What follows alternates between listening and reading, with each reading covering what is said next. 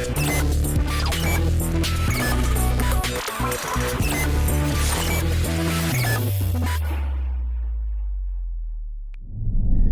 there, welcome to the Decision Desk HQ podcast.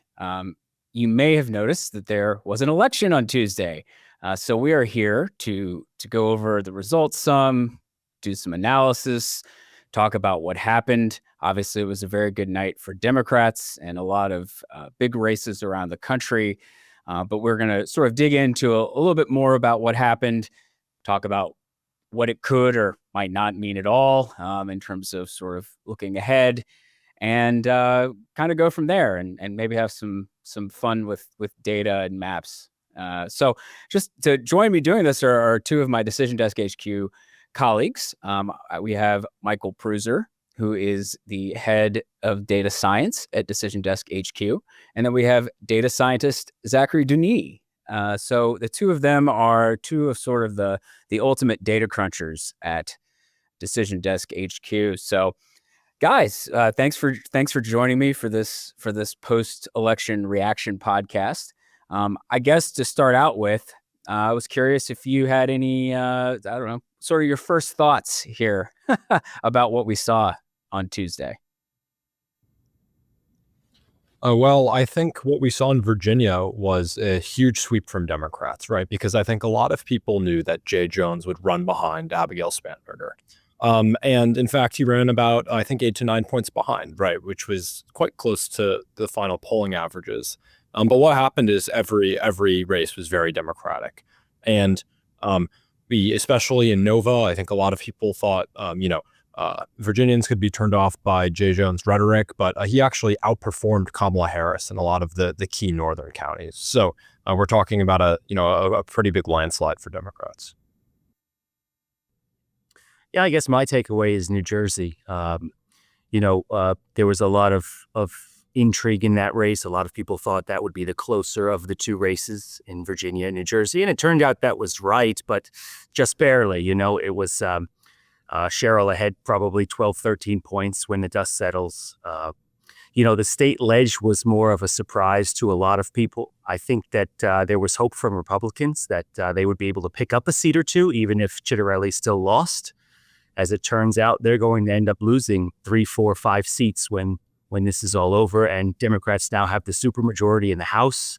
2027 should be interesting for the state Senate in that state because Democrats will have an opportunity to take the supermajority there as well. And then Cheryl will have a year or two of complete control, and the legislature will have a veto-proof majority. So, this was blue everywhere. It wasn't just these two states, but I was kind of surprised by just the overall margin everywhere. It was just completely massive. Blue everywhere you could see.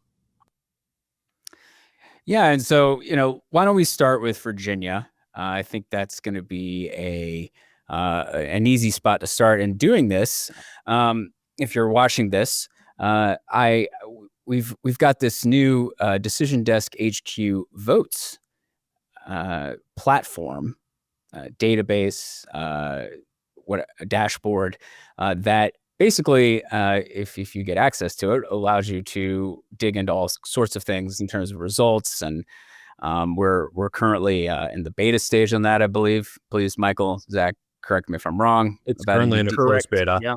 Closed beta. There we go. Private beta, but adding people every day. So yeah. So but here we have the results for Virginia governor's race. I've blown it up a little bit here, and there's lots of cool things you can do with this platform. But I think what's very telling is if you're looking at sort of the results, and then you go swing, and you won't believe this, but it swung a great deal from the 2021 gubernatorial election, which Glenn Youngkin, the incumbent Republican, won by about 2 points statewide, to Spanberger winning by about 15, roughly 14, 15 in the end, once we actually have all the votes in. And so that is obviously a huge swing, 16, 17 point swing statewide to the left. Zach, you were talking about Virginia, so maybe we'll start with you. In terms of sort of what you make of this swing, I guess a good question, and one that we're probably going to come back to 1,000,001 times, is what do you think this is sort of a tell about where things are right now and where they could be in elections to come? Yeah, yeah. So I think that Democrats have now done quite well in off-year elections, basically dating back to the Dobbs decision in summer 2022, right? Trump obviously had a great turnout, especially in rural areas. Democrats struggled more in urban areas in 2024. But every other election since then, basically, other than that one night, has pretty much been a good turnout environment for Democrats. I think there's some great data from David Shore about how he estimated that among 2022 midterm voters, Harris would have won the national popular vote in 2024. In reality, she lost it by 1.5, and if everyone had voted, she would have lost it by even more. So heading into 2026, especially during a Trump presidency, you have to think that we're going to be looking at a pretty good turnout environment nationally for Democrats again. And we saw it, I think, tonight in Virginia and New Jersey. We also saw it in New York City, which is, definitely has some more local factors, and it makes sense that Donnini would stimulate young Democratic turnout. But yeah, in Virginia and New Jersey, basically outside of Ocean County, New Jersey, I think Monmouth County, New Jersey, I think Democrats had a phenomenal night in the turnout dynamics. Yeah, so just to run through it, so Spanberger won by about 14, 15 points. Ghazala Hashmi, the Democratic nominee for lieutenant governor, won by about 11. And perhaps that might be the most telling in terms of just sort of a generic environment race, since it was sort of the lowest profile contest of the 3 statewide elections in Virginia. And so if you're sort of thinking about it, I guess in that sense, if I'm sort of just doing some back of the envelope math, back of the napkin math, if Kamala Harris won Virginia by about 6 and Hashmi won by about 11, maybe you give a little point for Spanberger because obviously she had a big impact on how Hashmi did as well down the ballot. You're talking about 5-6 point sort of Democratic swing, if you will, from where we were in 2024. And so that's I think that's a helpful number when you're thinking about, you start looking at districts and thinking about what the environment could be. I don't know what you think of that. What are your thoughts about that, Zach or Michael? Yeah, I think that this lays out 2026 rather interestingly. Obviously the lower turnout in this kind of race, Virginia was 1 million short of what it was in 2024 general. One could easily make the case that a lot of the Trump voters stayed home, right? That's part of what this is. But I think the bigger question that I have is whether or not this trend that we had kind of ascribed to the Republican Party in terms of demographics over the last 4, 8, 12 years is actually a Republican Party trend or a Donald Trump trend, if we're being honest. Are these voters going to show up in 2026 and vote for the Republican with Trump not on the ballot, or are they back to voting Democrat again? It's a big question. It's something that we saw in Virginia. It's something we saw in New Jersey. We saw it everywhere.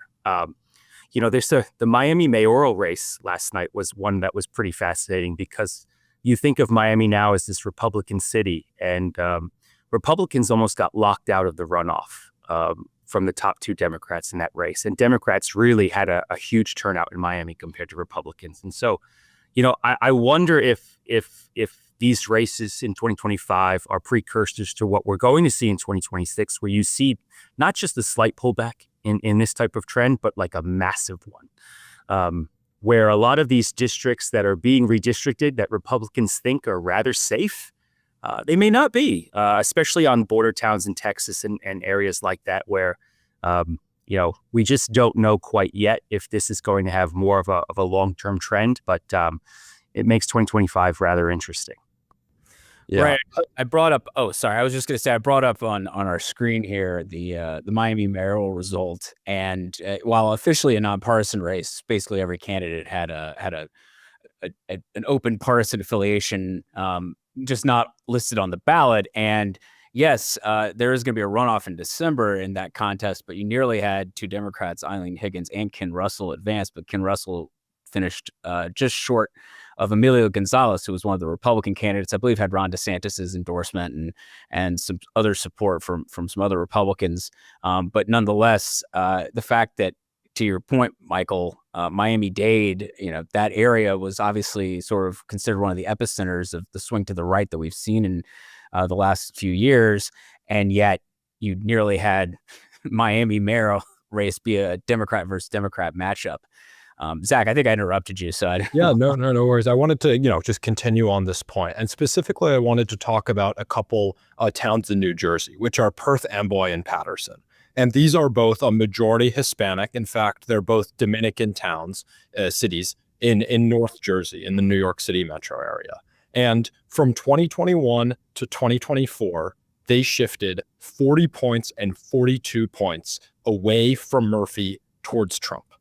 Last night, they snapped back even harder to the point where Sherrill did better than Murphy in both of these, where we're talking about a 47-point shift in Perth Amboy from Harris towards Sherrill, and a 43-point shift in Paterson from Harris towards Sherrill. So 1 year later, it was a completely different story in these towns. These Dominican American voters came out. They'd voted for Democrats their whole life. They voted for Donald Trump in 2024. Last night, they came back into the Democratic column. Right. So I haven't had time to put together all the sort of I'm going to wait for fuller or closer to official results. And I haven't been able to put a map together yet. But before the election, I put a map together of municipality results in New Jersey, and the swing that we saw from 2020 to 2024 as the presidential level. And New Jersey as a whole went from a state that Joe Biden carried by about 16 points, the one that Kamala Harris only carried by about 6. And so about a 10-point swing statewide. And the two places you mentioned there, Paterson and Perth Amboy, were key components of that. If you look at a municipality map of New Jersey, they were among the darkest red in terms of the swing. In terms of shading that. And so Paterson is in Passaic. And so if you sort of look at the swing and the gubernatorial election, now maybe that's not as helpful as a swing comparison to 2024 would be, but nonetheless, I think it is telling that Sherrill, this is a county that Donald Trump nearly carried actually in 2024, but Sherrill is out there carrying it by about 15. And so that was obviously a very significant swing. And that's where Paterson is. And then Middlesex is where Perth Amboy is. And again, that's a place where Murphy in 2021 only won by about 12, and Sherrill doubled that, winning by about 25. And I don't actually remember the margin for Trump off the top of my head, or the margin Harris Trump, but I know it was not nearly Sherrill plus 25. So big swings to the left for Democrats compared to what we saw in the presidential race. And I guess a big question, and Michael was sort of alluding to this, is, does this mean, are we talking about sort of two different electorates because some people aren't showing up? Or were there some voters? I mean, there were clearly some voters who probably did vote for Donald Trump who may have voted Democratic this time around. And I guess I'm curious about your thoughts, and it may be just sort of impossible to know at this point, but your thoughts on how much it's a two electorate story and how much it's like a persuasion or reaction story, voters actually switching. Because that's, of course, the massive question for, trying to understand when we talk about Latino voters in Paterson, which is 65% Hispanic. Well, which one of those were low propensity voters who voted for Trump and just didn't show up for this election? And who were some voters who did show up and voted for Trump because they were frustrated with the Biden administration and how things were going, but returned to the Democratic camp in this particular election? I just didn't know if you guys had any thoughts about that. It's a tough question, surely. Yeah, listen, I think it's a combination of the two, right? 2026 pretends to be something between the electorate we saw last night and what we saw in 2024 in terms of turnout. Even though I would argue that probably in New Jersey, we're going to see like 3.3 million voters in New Jersey for this election. I'm not so sure we even get to that in 2026. So Republicans are going to be faced with an electorate that looks pretty similar to this in terms of just overall turnout in a state like New Jersey. But a year is a long time, Jeffrey. People that felt the way they did in November of 2024 may be feeling very differently now in 2025, right? And so I mean, it's from a mathematical point of view, we just don't know yet. We don't have the data. We'll glean into that as we start getting votes in 2026. We'll be able to, piece this together much more succinctly. But there's just no way for me to say right now that I think it's all one or the other. I think it's a combination of both, which is very scary for Republicans because they're going into 2026 with this idea in the back of their heads that they have lost a lot of their coalition they thought they were picking up just last year. And it's something that they're going to have to rectify here in the next 6 months before we start another big time campaign season, in summer of 2026. Yeah, and something I want to note is I think we had a little bit of this discussion in about 2022 as well, where Democrats, kind of did okay in the Rio Grande Valley and in Miami-Dade, and there was among a lot of Democrats some hope that, hey, maybe in 2024 we will bring these Hispanic voters in South Texas, in Miami, back into the fold, even though they left in 2020. And a lot of this is just down ballot lag, right? Like it's a tried and true, fact through decades and decades, where when groups of voters and voters are realigning, they keep their old partisan affinities at, smaller offices further down the ballot than at the top of presidential voters. That's why, a lot of coroners in rural Mississippi or something and judges in Kentucky are still Democrats, right? And do we know whether last night was down ballot lag? Does it mean the GOP has a problem with winning, these minority voters when Trump isn't on the ballot in a presidential general election? We don't know, right? Time will tell, and there are arguments that can go in both directions. So, Michael, you mentioned turnout, and so I actually did have a chance to make a chart for this. And this, a lot of times we talk about turnout as a percentage of registered voters. In this case, I did the voting eligible population because, voter registration laws change over time. And so I was trying to have sort of a longer view of things. And so I put together an estimate at this point, because obviously we don't have the final, we don't have certified results in New Jersey or Virginia, and there'll be a few more votes come in. And I also had to account for the fact that we're pretty sure that there were a couple little, there'll be adjustments to vote totals in some places as they review the reports from last night. And this is a totally normal thing that goes on in terms of counting. And so I put together sort of best estimates I could at this point. And, Virginia's turnout was roughly similar to what they saw in 2021, which was a very high gubernatorial turnout race where it cleared 50% of the voting eligible population, just over 50% for both of these elections, 2021 and 2025. And that was a lot higher than what Virginia had seen in previous gubernatorial elections. And so I think that speaks to sort of what we've seen in the Trump era of high turnout elections, even in off year and midterm contests. New Jersey, though, did not really see that in 2021. I think there was a lot of talk that a lot of Democrats didn't show up in 2021, and Murphy ended up Phil Murphy, the Democratic incumbent who is leaving office, and Cheryl will take his place.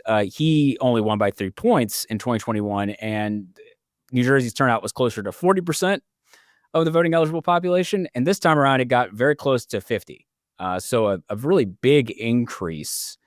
And I think that gets back to your point about, it can be multiple things. It can be a swing in terms of people actually changing votes. It could be some people not showing up. But at least the fact that this was a higher turnout race for a place like New Jersey would seemingly point to potential trouble if the midterm turnout is somewhat similar, which I think it would be. I think in 2018, 2022, the total number of votes wasn't too dissimilar from what we saw last night. Right.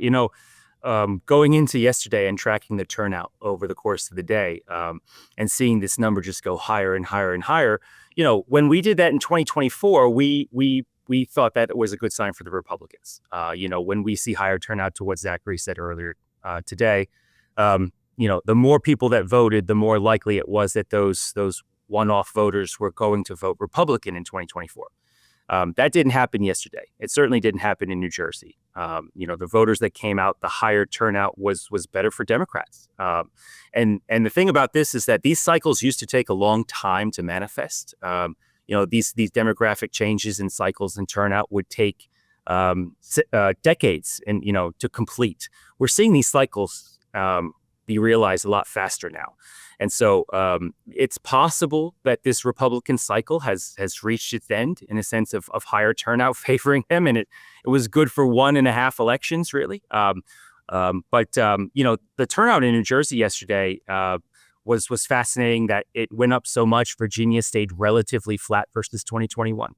And yet the results were the same for both top tier candidates in both places, right? So it didn't matter if the turnout went up in New Jersey, stayed flat in Virginia. It was just Democrats both ways. And so, again, what this means for 2026 in terms of higher turnout in these elections, listen, more people are engaged. Politics is part of everyday life now for so many more people than it used to be. And so we're going to continue to see these numbers rise in these charts. States are registering voters faster now than ever. Most states now have automatic registration. So they're getting more people involved that way. The amount of money being spent on TV and politics, if you're watching something before the Virginia elections, you're just getting like 30 commercials during that stint, right? So, it's interesting to see now how much politics are part of everyday life, and turnout is just going to be a part of that now. Numbers will go higher and higher. Zach, I wanted to bring up New York City mayor because obviously that was a huge story in the election as well yesterday. Obviously, Zoran Mamdani ended up winning by about 9 percentage points. I mean, though things will move a little bit. There's still some votes outstanding in terms of the count in New York City. But nonetheless, a huge result for Mamdani in the sense that, he beat Andrew Cuomo in the Democratic primary, and then he just beat him again in the general election. And I know that you're planning to do some digging, Zachary, and I wanted to sort of get your thoughts on what happened in New York City. As well. I also have brought that up on the screen here if you're watching. Yeah. So obviously, the biggest surprise for a lot of people is going to be Sliwa down at 7%, right? Compared to pre-election polling, compared to, I think, a lot of the discourse surrounding this election. The big question everyone was asking is, can, Andrew Cuomo manage to assemble a coalition of moderate Democrats and Republicans? And the answer for the most part was yes, right? In the sense that he took a lot of Republican votes. And again, it looks like Mamdani will narrowly clear 50%. So even if Sliwa would have dropped out, we can, I think pretty comfortably say that Mamdani still would have scraped by. That being said, Mamdani underperformed polling by a little bit. He underperformed expectations. And some of that was because he actually didn't do very well with Black voters for a Democratic nominee.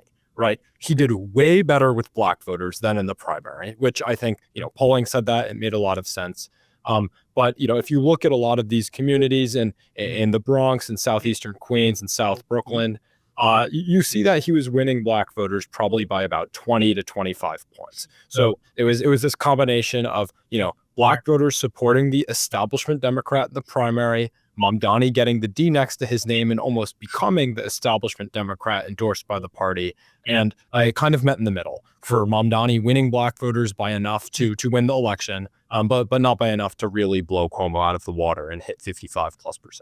Right. I think the Staten Island result is particularly Richmond County, Staten Island is quite striking because, this is the most Republican place in New York City by leaps and bounds. And yet Sliwa actually only ended up at about 21% there, and Cuomo won a majority, which would suggest that a fair number of Republican voters decided, hey, you know what? Sliwa doesn't have a shot, so I'm going to end up voting for Cuomo, even if I don't like Cuomo, which we know that Republican voters in New York do not like Cuomo.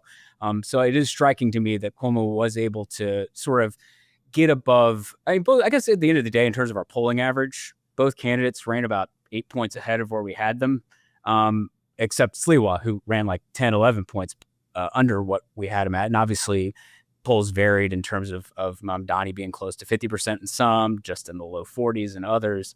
But it is striking that Cuomo was able to people were talking about, oh, he's got some momentum. And obviously that kind of talk is always difficult to confirm when you hear candidates trying to make that case and looking at things like early voting. But nonetheless, it does seem, at least in the realm of, was Cuomo expanding his coalition, that there obviously the votes would bear out that he was doing that, just not enough to win.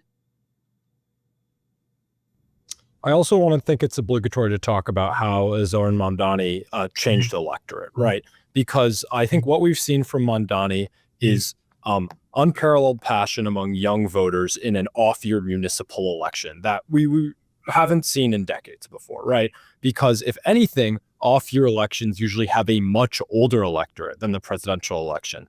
For instance, 2021 had a very high median age of voter. But the past couple of weeks, we saw, a massive, massive turnout for Mamdani.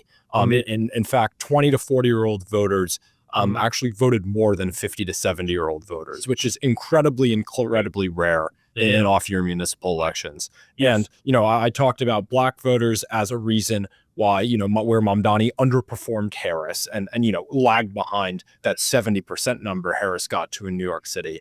But how he won the race, even against this united coalition of generally Asian Republicans, white Republicans, and then very wealthy white Democrats, especially in Jewish areas, was he had massive turnout. You even see it in East Village, Manhattan, but mainly in what's been coined the Commie Corridor from Astoria, Queens, Mamdani's home assembly district, down to Brooklyn and Park Slope. Young voters turned out in droves and helped them win the election. Yeah, I actually went ahead and brought up the New York Times had a really detailed precinct map that I brought up, and you can see sort of this dark to very dark blue running from Astoria, where Mamdani is in the state assembly, down to Brooklyn. And yes, what Michael Lang, who was our guest last week, coined the phrase commie corridor, whereas Cuomo did well in what he called the capitalist corridor up on Park Ave, right by Central Park, Upper East Side, very heavily Cuomo territory. But nonetheless, you were able to see Mamdani end up, winning in places like the Bronx and in northern Manhattan. These are basically, he was able to win a lot of, I think, just regular Democrats, and that was enough sort of added to the energy he had among younger Democrats and people who are in the Democratic Socialists, DSA, that kind of thing to end up putting together a barely majority coalition, it looks like, just a hair over 50% right now. Michael, I don't know if you have any thoughts about the NYC race. That was just fascinating. Going into the night, we would have said, I think I certainly would have said that this was the least interesting race of the night for me, in a sense of, ranking governor of Virginia, New Jersey, and New York City. And as it turned out, this was the closest one by far, right? And so it's just, working at this company, you always have to stay on your toes, because these kind of ideas that you get going into elections can kind of just flip on their head very quickly. Mamdani was ahead by 11-12 after the early vote. We saw the trail come in slightly better for Cuomo on election day vote, and it was identical to what we saw in the primary, right? Mamdani jumped out to a lead. Cuomo cut in a little bit. Ultimately, it didn't matter. So again, the electorate from primary to general, it was consistently young. It was consistently Mamdani. They're just, this was one that we kind of had baked in that this wasn't going to be that interesting. And it turned out, again, it was the one we were watching longer in the night than anything else. So, it will be interesting to see how Mamdani, takes where he takes New York City. How that relationship with Hochul affects 2026 for us in terms of Hochul running a primary campaign against her LG. So, this is going to have so many different storylines leading up for the next couple of months, and Mamdani is certainly going to soak up a lot of the oxygen here in the next 8 to 12 weeks before we get into Texas primaries in 2026. Yeah, that's exactly right. I mean, you've got Kathy Hochul, the Democratic governor, going to be running for re-election in 2026. She ended up sort of siding with Mamdani during this thing, but obviously Democrats have been somewhat split over Mamdani, and sort of, I guess, the degree to which they embrace him, the degree to which they some continue to reject him. I know, there were people like Tom Suozzi, who's, sort of a moderate Democrat from Long Island, who said, like, I'm not going to endorse Mamdani. He, backed Cuomo. Just sort of that split, and obviously for like the Trump administration and thinking about 2026 and the midterms, there's no question that Mamdani is going to basically be used in every attack ad, right? Every Democrat is Zoran Mamdani. And it will be fascinating to see just how effective or ineffective that message proves to be. I don't know if you guys have any closing thoughts. I don't want to take too much more of your time, and I appreciate you guys jumping on with me because I know we've been very busy with there's still stuff to deal with. There were over 20,000 races yesterday, and we are tracking every one of them. So there's still data to deal with.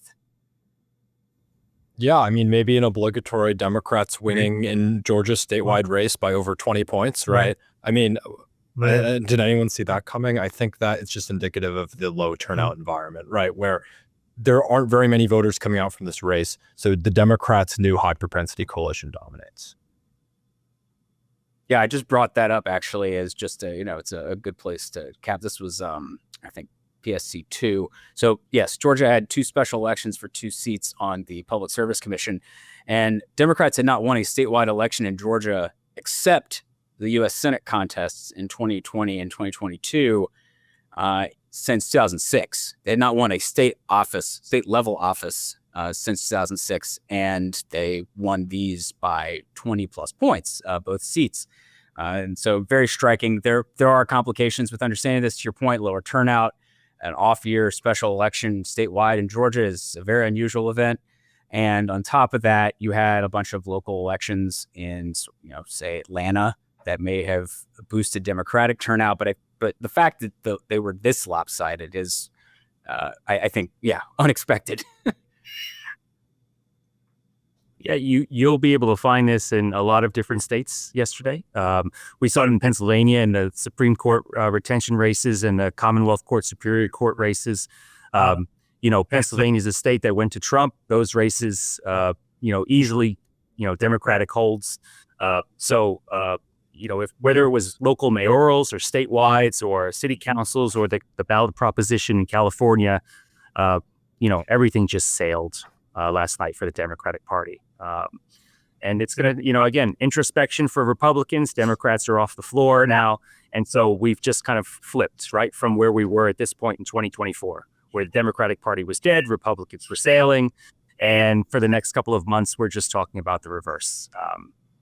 1 year, all it took. Well, it's a good reminder that nothing is permanent in politics. So I think that's a great place to end it. Michael Pruser, head of data science at Decision Desk HQ, and Zachary Donnini, data scientist at Decision Desk HQ, 2 of my colleagues at DDHQ. There'll be much more to dig into, much more to talk about in the weeks to come as we dissect everything that happened and as we get, obviously, final vote totals in places as things get certified and fully counted.